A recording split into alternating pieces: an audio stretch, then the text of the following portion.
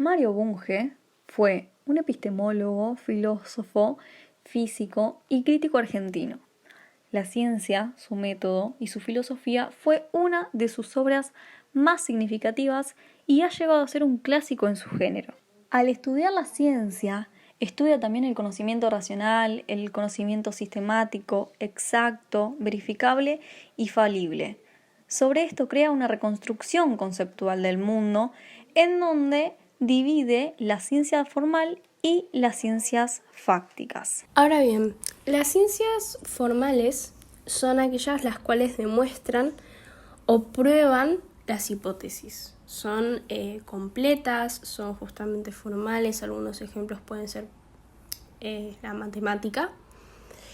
Y por otro lado están las ciencias fácticas, que de lo contrario, estas son las que confirman hipótesis que en su mayoría son provisorios, es decir, que verifican hipótesis, pero son de forma incompleta o temporal.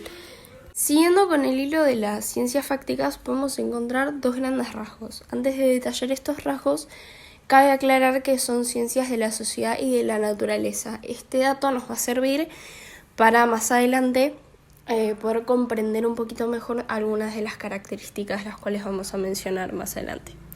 Bien, los dos grandes rasgos pueden clasificarse como conocimiento racional y el otro como conocimiento científico.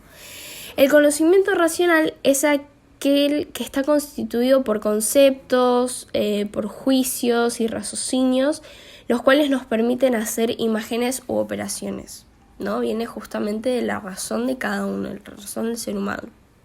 Y por otro lado está los conocimientos científicos, los cuales concuerda con su objeto, es decir, que busca alcanzar la verdad fáctica. Ahora, podemos empezar a hablar y adentrarnos dentro de las 15 características dentro de las ciencias fácticas.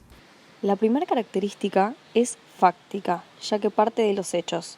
No se puede decir que un conocimiento es científico si no hay pruebas, observaciones y experimentos que los respalden. La segunda característica, basada en datos empíricos, parte de los hechos observables, medibles y cuantitativos, y van interpretando estos datos a través de teorías e hipótesis. La tercera característica es analítica porque se basa en el estudio de objetos por su composición y relación de manera interna. La cuarta característica es especializada, ya que va estudiando los distintos campos específicos de la realidad. La quinta característica es clara y precisa porque requiere de un lenguaje claro para poder explicar lo que se observa y en cómo poner a prueba las hipótesis que se van postulando. La sexta característica es comunicable, ya que se expresa mediante un lenguaje informativo. La séptima característica es verificable, ya que requiere de afirmaciones sometidas a prueba a través de experimentos para poder corroborar una contrastación empírica y fáctica de los hechos. La octava característica, metódica, tiene ciertos pasos a seguir en el método científico. Si bien todas las investigaciones científicas tienen un objeto en particular, todas las investigaciones siguen un conjunto de métodos para lograr el estudio. Ahora sí podemos pasar a la novena característica, la cual dice que el conocimiento científico es sistemático. ¿Esto qué quiere decir?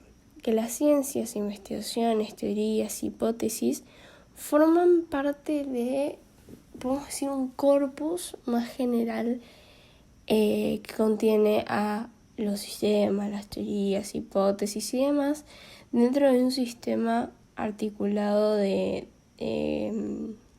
podemos decir, conocimientos y también de saberes. La próxima característica que se nos presenta dentro de las ciencias fácticas es que el conocimiento científico es general. ¿Esto qué quiere decir?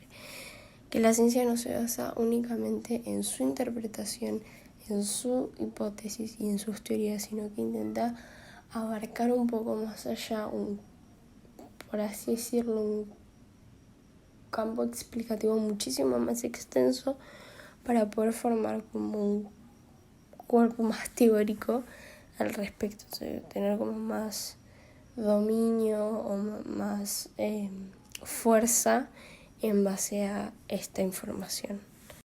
La onceava característica nos plantea que el conocimiento científico es legal. Esto obviamente no en el sentido coloquial de la palabra, sino más bien yéndonos a un poquito a lo que hablábamos antes de que las ciencias, de que las ciencias fácticas pertenecen a la naturaleza, a la sociedad. ¿Qué quiere decir con que el conocimiento científico sea legal y qué tiene que ver? Bueno, que pueden encontrarse dentro de la ciencia leyes naturales, leyes sociales o leyes culturales, las cuales pueden ser aplicadas dentro de los campos antes mencionados. Luego tenemos la característica número 12, la cual dice que la ciencia es explicativa. ¿Esto qué quiere decir? Que trata de darse respuesta a lo que se observa, a lo que se está midiendo, a lo que se está viendo, de una forma científica, dentro del campo científico. Es decir, trata de darse una explicación científica a aquello que vemos, observamos o medimos. La 13ª característica plantea que el conocimiento científico es predictivo. Esto no lo podemos tomar de nuevo, como habíamos dicho anteriormente, de sentido literal. ¿Por qué? Porque la ciencia no puede ver lo que puede llegar a pasar en un futuro, sino que más bien se agarra de vamos a poner un ejemplo, de un objeto de estudio, como pueden ser las células, los astros o los átomos, y toma sus regularidades o patrones de movimiento y podríamos decir que gracias a ese patrón de movimiento, en un futuro esto va a continuar pasando. Entonces, a eso refiere con que el conocimiento científico, es predictivo. Y la 14ª característica dice que la ciencia sea abierta. Esto lo que quiere decir es que no es dogmática. Es decir, no es un conjunto de dogmas, teorías o hipótesis que se debe creer como si fuese un dogma de fe, en el cual se cree por una fe irracional y no por la razón racional. Bien, también se plantea que la ciencia no es lo mejor a nivel conocimiento que podemos obtener, pero en realidad actualmente sí lo es. Entonces es como algo que se contradice.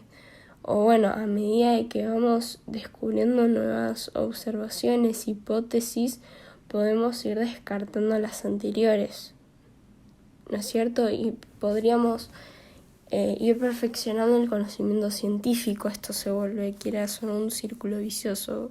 Va pasando a medida de que vamos avanzando, podría decirse, como sociedad. Y ahora sí, por último, llegamos a la 15ª característica, que plantea que la ciencia es útil. Aquí sí podemos usar el sentido literal de la palabra. Esto lo que quiere decir es que cada avance científico / tecnológico que haya va a aportar a la sociedad, va a tener un fin dentro de la sociedad en donde se plantee ese avance. Tiene que tener como ese fin, porque si no